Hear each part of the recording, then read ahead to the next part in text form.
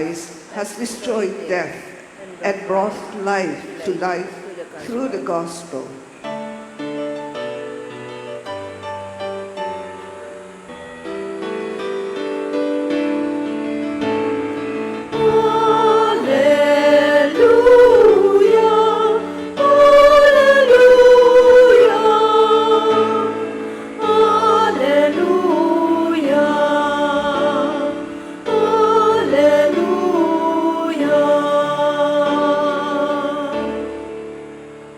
The Lord be with you. And with your spirit.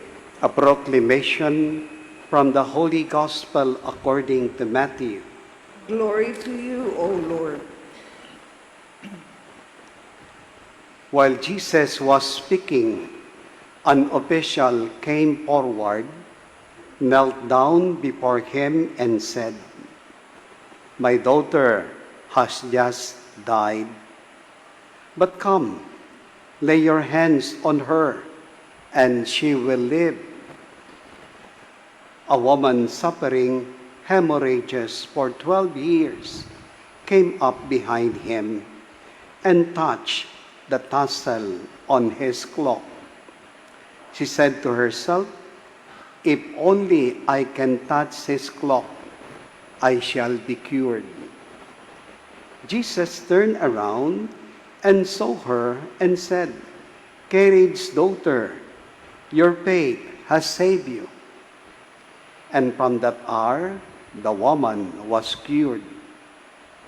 When Jesus arrived at the official's house and saw the flute players and the crowd who were making a commotion, he said, "Go away. The girl is not dead, but is sleeping." And they ridiculed him. When the crowd was put out, he came and took her by the hand, and the little girl arose. And news of this spread through all that land. The good news of our salvation. Praise to you, Lord Jesus Christ. May the words of the Holy Gospel wipe away our sins. Good afternoon, my dear brothers and sisters in Christ. Did you experience a desperate moment in your lives? That when hope seems not anymore functioning, that you have already lost your perspective, what happened to your lives? Today we have the story of two miracles on the issue of sickness and on the issue of death. A hemorrhagic woman for 12 years approached Jesus with a hope that in touching only the tassel on his cloak, she can recover her sickness.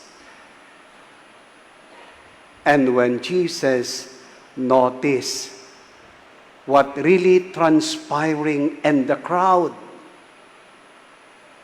he responded by way of stopping. He called the woman. He asked the woman, but by way of asking, Jesus gave priority to marginalized people.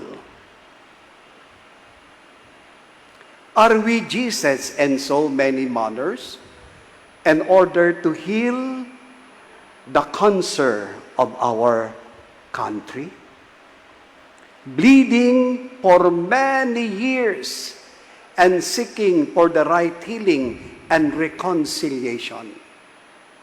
But who among us became Jesus in the marginalized people?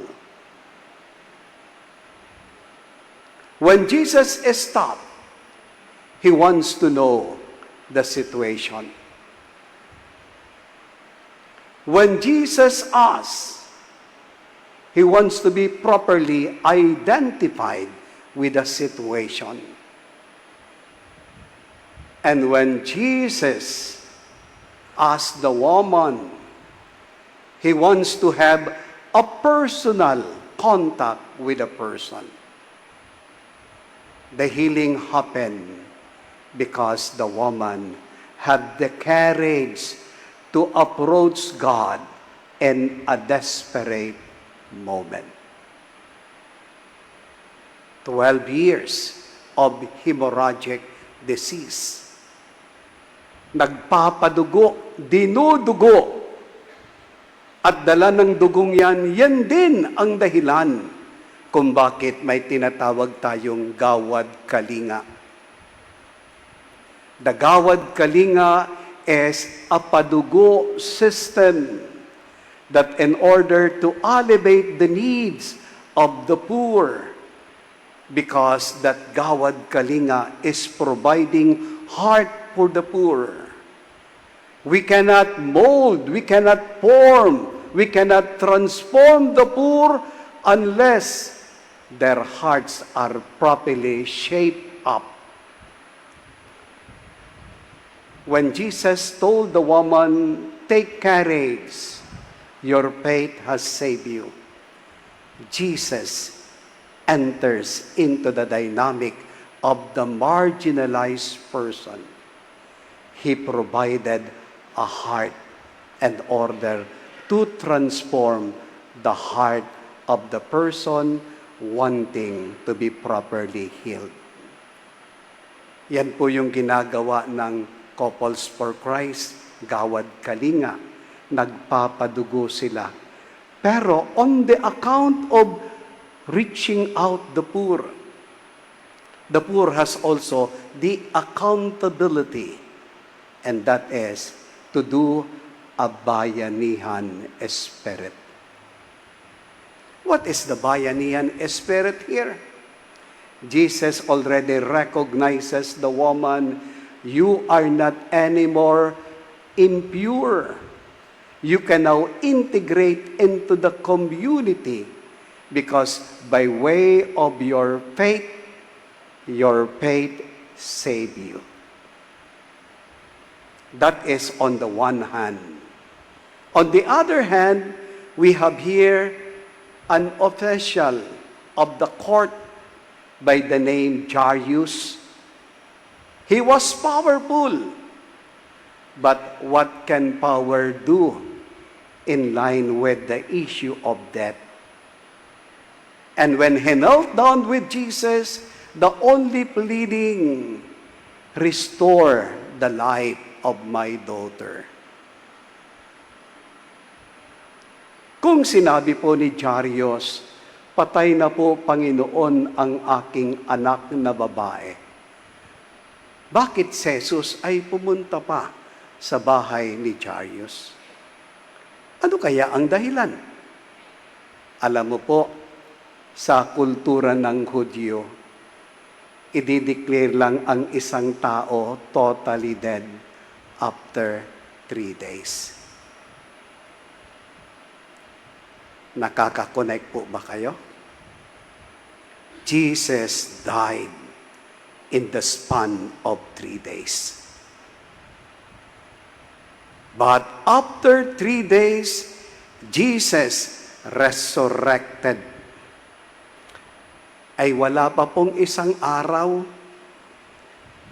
umiiyak na po yung mga flute players, patay na ang bata. And Jesus assured them, no, the child is only sleeping. At nang pumasok si Jesus, the only way to revive the child is to touch the child. Kapatid, matagal na po tayong patay. Pero ang dami sa atin na revive. Sa tuwing Monday po, nandoon ako sa box na yan. Kaya pakatapos ng misa ako naman. Marami pong pumapasok dyan, matagal ng patay, dala ng pagkakasala. ilang years, ilang weeks, ilang months. Yung iba, parang hindi natuto sa issue ng kamatayan. Halos linggo-linggo bumabalik, ganoon at ganoon pa rin ang uri ng kanilang pagkakasala. But when Jesus touches the dead child, there was a moment of resurrection. Kapatid, ang ganda po ng inyong community. Nandito ang Center for Healing. If you want to restore brokenness in life, be it marital relationship, be it family relationship, be it societal and ecclesial relationship, in Greenbelt, there is a center for healing and restoration. But the very heart of that healing and restoration happened now. In the very celebration of the Eucharist, Jesus is touching our hearts.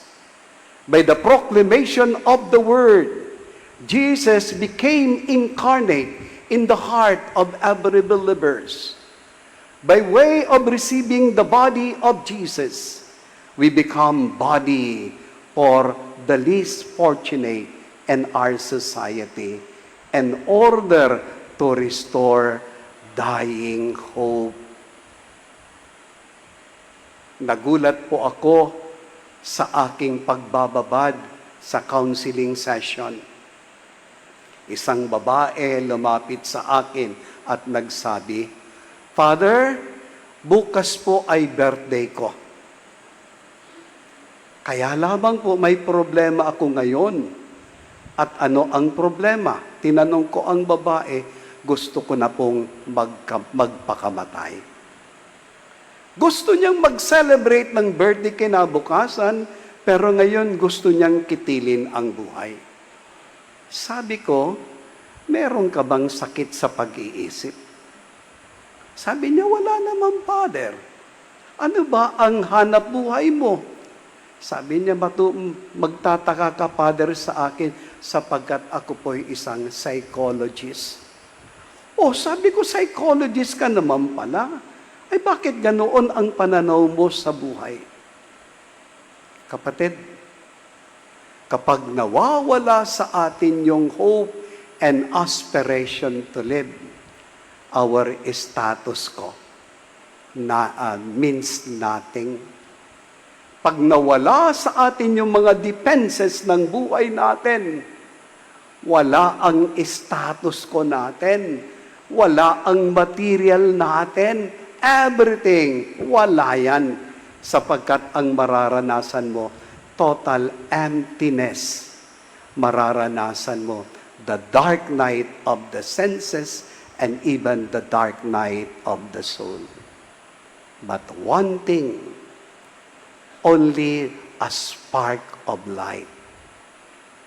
Only God's presence that will be touching our dynamics and life will make difference. Paano po nakarecover ang babae? Alam niyo po ba yung way of touch?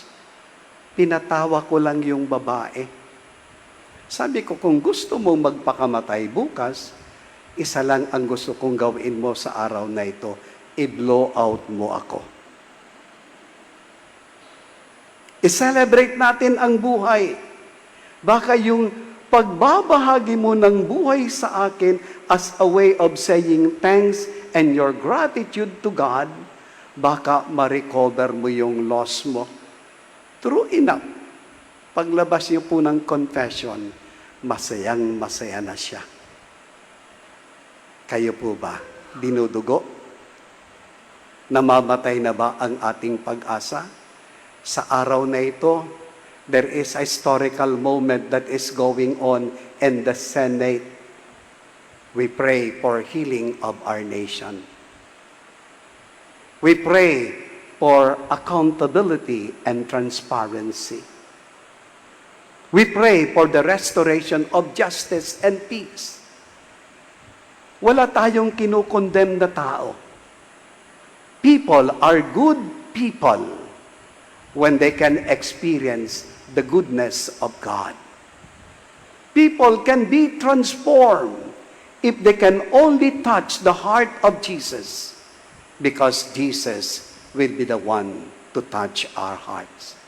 The many times that we visit this chapel, there is one thing visible in you, and that is our patron saint, Padre Pio of Petrosina.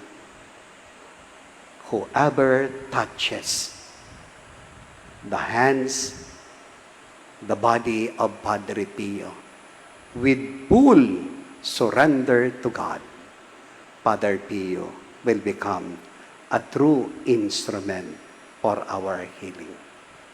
Yan po ang life legacy ng inyong parish priest, Father Dave Concepcion. By way of touching the saints, he was totally healed by the touch of Jesus. Amen.